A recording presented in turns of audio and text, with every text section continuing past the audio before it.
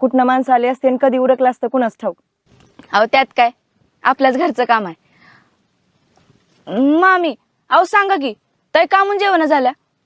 समद्यांचं जेवण होत आलंय, परत एकलेला जेवावं लागल. एकलेला कसं? तिला तिच्या नवऱ्याबरोबर जेवायचं असेल.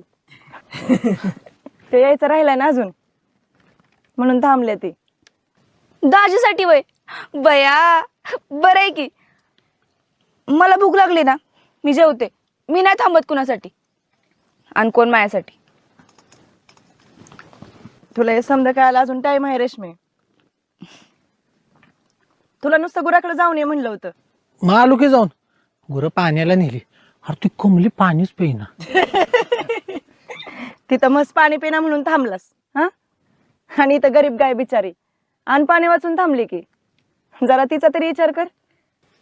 कशाला कोणासाठी थांबायचंय? मला तर वाटतं भूक लागली ना की माणसाने जेवून घ्यावं. तुमच्या आधी कसं जेवायचं? तिकडं कशी जेवायची तसंच. तिथं तुम्ही नसता, हे तर हाय म्हणून म्हणलं थांबावं. आता बोल की, कुणाला बोलायला ऐकत नाहीस. आता हिच्या पुढे बोलून दाखव.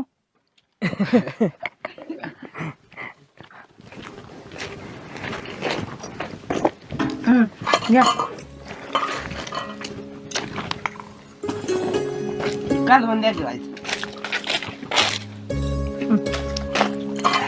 वाईट भाजी बी द्या. सर तिकडं. अर्धा दे, इकडे बस की. इथं काय होतं?